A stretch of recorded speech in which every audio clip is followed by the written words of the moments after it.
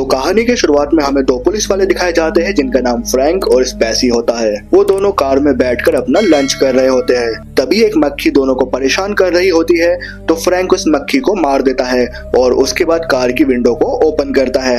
अब दिखाया जाता है कि एक आदमी एक लड़की के हाथ बांधकर उसे क्लीवर से मारने वाला होता है। तभी फ्रैंक वहां पहुंच जाता है और अपनी गन उसकी तरफ पॉइंट करते हुए उस आदमी को, उस लड़की को मारने से मना करता है। लेकिन वो आदमी फ्रैंक को बोलता है कि अब बहुत देर हो चुकी है, तुम नहीं जानते ये क्या है। ऐसा बोलकर वो आदमी उस लड़की का सर काटने ही वाला था। तभी फ्रैंक उस लड़की को बचाने के लिए उस आदमी को गोली मार देता है। तब फ्रैंक उस आदमी के पास जाता है। वो आदमी मरते हुए बस जेनिफर ही बोल रहा था। तब फ्रैंक उस लड़की को देखता है।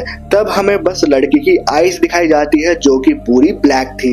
लड़की का फेस देखकर फ्रैंक डर गया था, लेकिन उस लड़की की अट्रैक्टिव बॉडी देखकर फ्रैंक के मन में हवस भर चुकी थी और फ्रैंक उसके फेस पर इतना ध्यान नहीं देता। उसके बाद फ्रैंक उस लड़की को रस्सी से आजाद कर रहा होता है। तभी उस लड़की का नाखून फ्रैंक के हाथ पर लग जाता है, जिससे फ्रैंक का थोड़ा खून भी निकल जाता है। फ्रैंक जैसे ही उस लड़की को रस्सी से आजाद करता है, तभी वो लड़की फ्रैंक से लिपट जाती है। उसके बाद फ्रैंक उस लड़की को अपनी गोद में उठा लेता है और उस लड़की को पुलिस स्टेशन ले जाता है। पुलिस स्टेशन पहुंचते ही दूसरी लेडी पुलिस ऑफिसर उस लड़की को पूछताछ के लिए वहां से ले जाती है, लेकिन वो लड़की फ्रैंक से दूर नहीं जाना चाहती थी और फ्रैंक भी उस लड़की को खुद से दूर नहीं करना चाहता था। लेकिन ना चाहते हुए भी उस लड़की को वहां से जाना पड़ता है। लेकिन जाते हुए भी वो लड़की इशारों में फ्रैंक से बात करती है। उसके बाद दिखाया जाता है कि फ्रैंक अपने घर आता है और उसके घर के बाहर एमी नाम की एक बच्ची खेल रही होती है, जो कि फ्रैंक के साथ वाले घर में ही रहती है। उसके बाद दिखाया जाता है कि फ्रैंक की फैमिली में उसकी वाइफ रूबी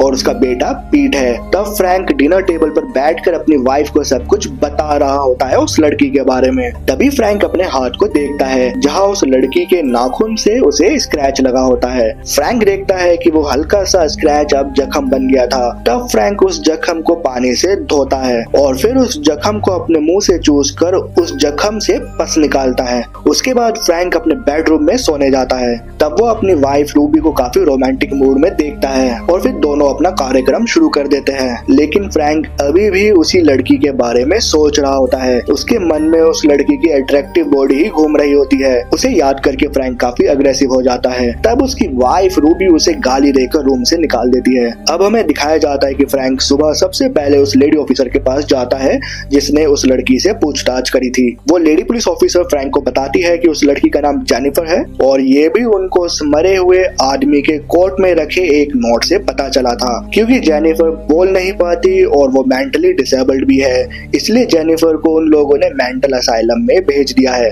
और वो लेडी ऑफिसर उस मरे हुए आदमी के बारे में भी फ्रैंक को बताती है कि वो एक बहुत बड़ा बिजनेसमैन है और जेनिफर के इतने डरावने फेस के बारे में उन्हें कुछ पता नहीं। वो स्पेकुलेट करते हैं शायद बचपन से ही जेनिफर का फेस ऐसा डिसफिगर्ड होगा। अब फ्रैंक जेनिफर से मिलने मेंटल असाइलम जाता है, जहाँ फ्रैंक देखता है कि जेनिफर को नहलाया जा रहा है। तभी जेनिफर फ्रैंक को देखती है और फ्रैंक से चिपक जाती है, वो भी बिना कपड़ों के। जेनिफर की बॉडी इतनी अट्रैक्टिव थी कि मेंटल असाइलम के एम्प्लॉइज की भी जेनिफर पर बुरी नजर थी। तो फ्रैंक को लगता है कि जेनिफर मेंटल असाइलम में सेफ नहीं रहेगी, इसलिए वो जेनिफर को अपने घर ले आता है। घर पर फ्रैंक की वाइफ रूबी और उसका बेटा पीट सो रहे होते हैं। तो फ्रैंक जेनिफर को नीचे काउच पर ही उसके सोने का इंतजाम कर देता है। फिर जेनिफर उसके हाथों को चूमने और चाटने लग जाती है। फिर फ्रैंक जेनिफर को नीचे काउच पर सुलाकर ऊपर अपने रूम में आ जाता है। अब जेनिफर रूबी की बिल्ली की आवाज सुनती है और ऊपर उस बिल्ली को देखने आती है। तभी वो बिल्ली जेनिफर को डराने की कोशिश करती है, लेकिन उल्टा जेनिफर ही उस बिल्ली को डराकर भगा देती है। अब हमें दिखाया जाता है कि फ्रैंक सपने में जेनिफर को ही देख रहा होता है। वो सपने में जेनिफर का नॉर्मल फेस इमेजिन कर रहा होता है। फिर फ्रैंक उठता है और जेनिफर को बिना कपड़ों के अपने रूम में देखता है। जेनिफर फ्रैंक के साथ सोना चाहती थी,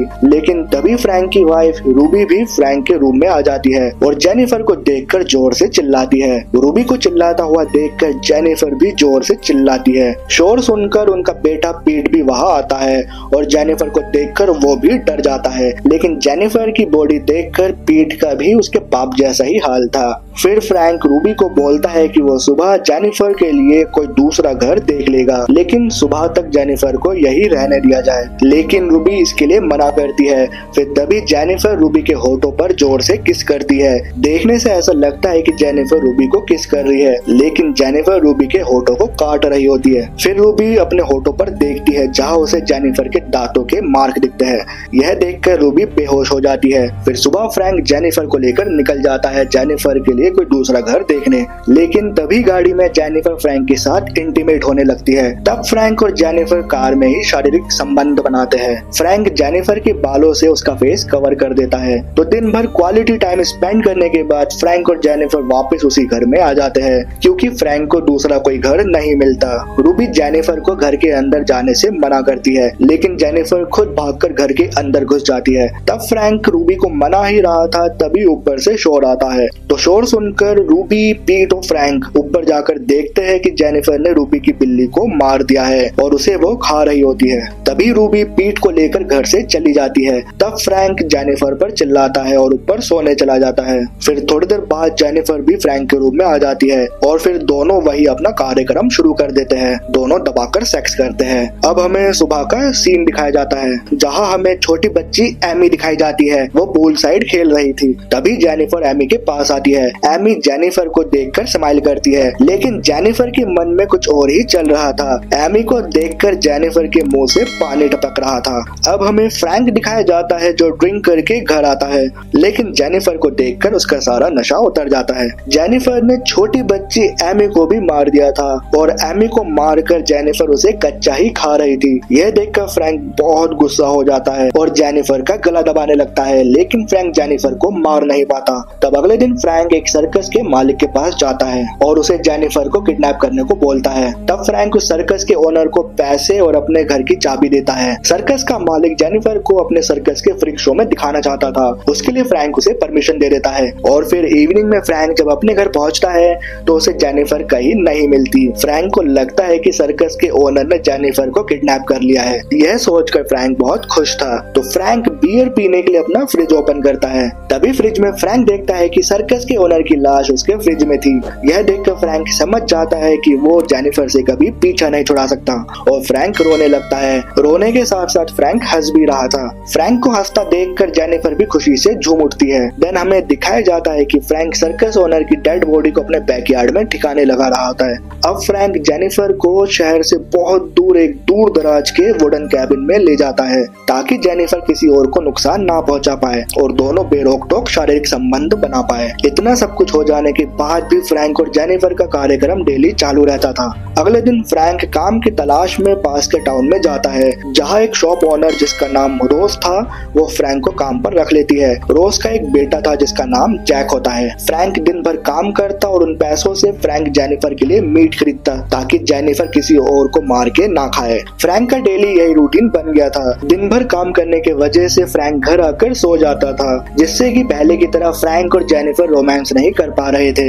एक दिन जेनिफर फ्रैंक का पीछा करती है और देखती है फ्रैंक जिस शॉप में काम करता है उसकी ओनर रोज की उससे भी ज्यादा अट्रैक्टिव बॉडी है। तो जेनिफर को इससे बहुत जलन होती है। अब जेनिफर रोज और उसके बेटे को मारने का प्लान बनाती है। तो एक रात रोज का बेटा जैक पार्टी कर रहा होता है। तभी जैक जेनिफर को देखता है और वो भी उसकी अट्रैक्टिव बॉडी की ओर खींचा चला जाता है। तब जेनिफर जंगल की तरफ भागती है और जैक भी उसके पीछे भागता है जेनिफर के साथ रोमांस करने के लिए। तब जेनिफर गला दबाकर जैक को मार देती है। अब दिखाया जाता है कि फ्रैंक काम से वापस घर आ गया है, लेकिन घर पर उसे जेनिफर कहीं नहीं मिलती। तभी जेनिफर को ढूंढते हुए फ्रैंक कैबिन के बेसमेंट में जाता है और देखता है कि जेनिफर जेक को मार के कच्चा ही खा रही है। यह सब देखकर फ्रैंक समझ जाता है कि जेनिफर अगर जिंदा रही तो ऐसे ही मासूमों को मार के खाती रहेगी। तो फ्रैंक जेनिफर के हाथों को रस्सी से बांधता है और एक पेड़ से जेनिफर को बांध देता है और फिर फ्रैंक कुल्हाड़ी से जेनिफर की गर्दन काटने ही वाला था, तभी एक हंटर जेनिफर को बचाने के लिए फ्रैंक को गोली मार देता है और मरने से पहले फ्रैंक के मुंह से आखिरी शब्द निकलता है जेनिफर, बिल्कुल सेम वैसे ही जैसे उस बिजनेसमैन के मुंह से निकला था जिसे फ्रैंक ने गोली मारी थी। अब जेनिफर हंटर को भी सीड्यूस करने लगती है, जैसे पहले उसने फ्रैंक को सीड्यूस किया था। तो आशा करता हूँ आज की मूवी एक्सप्लेनेशन आप सभी को जरूर पसंद आई होगी। ऐसे ही दिलचस्प मूवी एक्सप्लेनेशन वीडियोस के लिए हमारे इस YouTube चैनल को कभी सब्सक्राइब करके बेल आइकन जरूर दबा देना। तो मिलते हैं कल एक और नई मूवी एक्सप्लेनेशन वीडियो के साथ, तब तक के लिए नमस्कार।